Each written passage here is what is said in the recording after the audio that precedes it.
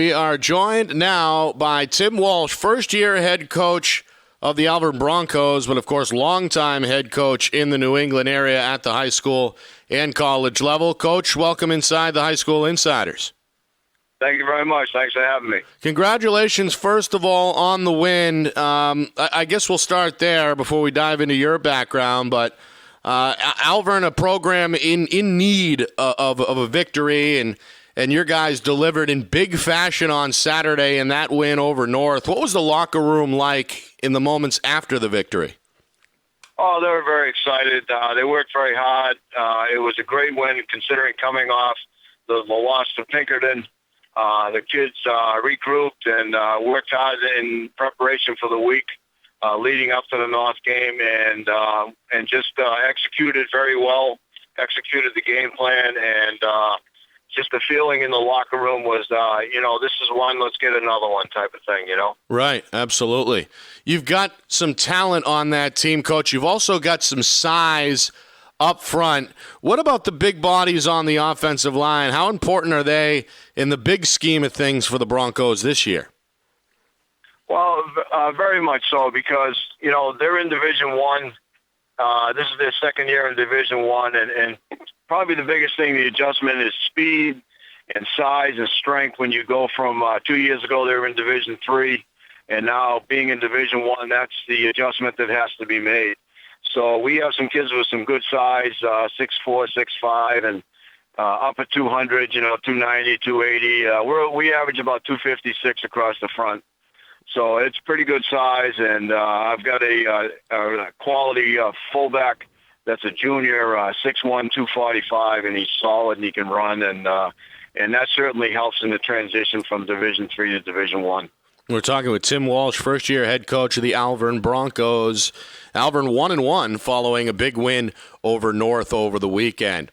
Coach, I've asked this of Coach O'Reilly of Pinkerton, who's been in the game 3+ decades, and we talked about the size now of football players, particularly up front, the offensive linemen, the defensive linemen, and just how big the kids are at 17, 18. Have you noticed that kind of jump as well? I mean, Coach was saying it used to be if you had a kid over 200 pounds, that was pretty good. Now it's pushing 3. Is that a noticeable difference in your opinion? Oh, absolutely. And Pinkerton alone, I mean, they're as big as any Division Three or even some Division Two teams in the country. They're absolutely enormous. But the average size of the kids, I mean, compared to like when I played, which was back when the Pope was an altar boy, you had 165-pound, 180-pound guard, tackle, and it was unusual to see somebody at 230 or 240 in the line. That was exceptional back then. And now you see people that size, they're running backs. So it's absolutely amazing. I think it's the knowledge that the kids have now on how to take care of themselves, the proper weight training, nutrition, and the whole bit all goes into it. I worked for the last 10 years or so at BC during working their football camps, and we have kids come from all over the country. And to see some of these kids walking to the dining hall and you say to them, what year are you, son? I'll be a sophomore, sir. And they're 6'8" and 275 pounds, right, and they're not fat. And it's just amazing to see these kids like from Texas and Florida and a lot of the kids up here. Just the average size of the teams nowadays is huge. Again, Tim Walsh, our guest here on the High School Insiders, first-year head coach of the Alvirne Broncos, Division I program, 1-1, 2 weeks into the season. Coach, you mentioned the Boston College football camp. 11 of your players attended that camp. How big are the off-season workouts, the off-season practices, and just getting kids involved really 12 months a year? How big is that to your program? Well, it's very big. We try to get the kids. We do not discourage any kid from playing other sports. Absolutely, we try to encourage them actually to play other sports at this school. But the kids that are maybe out of season or not playing a sport during that season, well, we try to get them in a structured weight program. We were able to do that, and last spring we took a bunch of kids, most of the team, down to the BC spring game, which caught the interest of the kids. They wanted to go to camp there. Like I said, we had 11 go to camp. And then during the summertime, we were able to get into the Merrimack Valley 7-on-7, and we played the likes of Lowell and Chelmsford and Dracut, Borica, schools like that. Quality teams. So that helped us prepare for this upcoming season. Absolutely. But yes, it is a year-round process. Yeah, especially when you're at Division I. And you did pretty well in those 7-on-7 games, right, Coach? I mean, they were in an Under Armour 7-on-7 tournament that included 40 teams. Some of those teams you just talked about, and you guys finished second from what I understand. I mean, that itself has got to be encouraging, right? Well, it is. The kids acclimated to the kids. Having seen them playing the likes of Lowell that has outstanding speed, and Chelmsford and Dracut especially that runs that wide open offense. It just helped acclimate the kids to the speed aspect of it. And we were in a tournament at St. Anselm's, and there were, I believe, 24 Division I schools, mostly from Massachusetts and New Hampshire. And that was our first event that we were in, and we came in the top 4 in that. So we were very happy with that, and the kids have been making progress right along. I want to dive into your background a little bit now, Coach. You started as an assistant very young, at just 22 years old at UMass Lowell at the college level. Not long after you became the head coach and eventually won a Division II national championship. You got to look back, I would assume, at those years with a smile, right, Coach? Well, those are great years. I'd like to make a correction, though. That wasn't Division II. That was at what they call the club football level. Okay. We actually won two titles in 77 and one in 79. But, yeah, that was a great experience there. There was a lot going on. Back then it was the University of Lowell before all that changed. There were great times there, not only football-wise. We recruited a lot of local kids. So the teams that we had were very good. Again, our guest here is Tim Walsh, head football coach of the Alvirne Broncos. After UMass Lowell, or Lowell, you went on to stay in, I guess, the Lowell area at Lowell Catholic for 10 years and then moved over the state border to Bishop Girton in Nashua, where you were the offensive coordinator and enjoyed some championship seasons with the Cardinals. Now here you are at Alvirne at 61 years old. What prompted the move to Alvirne? What was it, just the opportunity, or was there something else that made you want to take the Broncos job? Well, last year I helped Mark Phillips, who, by the way, I thought did an outstanding job in bridging that gap from Division III to Division I. When you jump one division, that's a major adjustment. But when you jump 2 divisions, that's for people that have been in coaching or have some idea, that's just an incredible a jump to have to adjust to, and Mark did a great job in doing that. Unfortunately, he resigned, and the position became open, and the school approached me and asked me if I'd be interested in staying on. And I thought about it, and I said, yeah, I'll do it, and that's how that came about.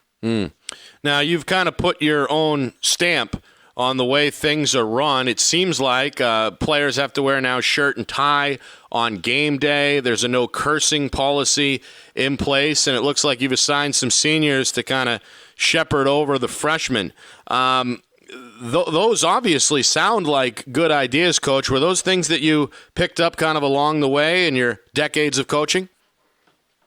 Yes. I just think that to have structure in your program is very important, and discipline.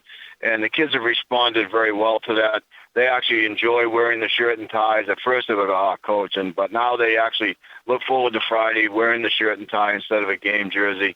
The thing you referred to earlier about the seniors with the freshmen, we started a Big Brother program. We had the freshmen come in on the first day when we started camp, and that way the kids could acclimate to the school.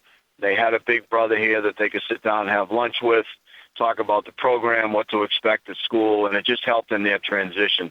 We look at this from the freshmen right through the seniors as the Alvirne family here, and we really strive to promote that as much as we can.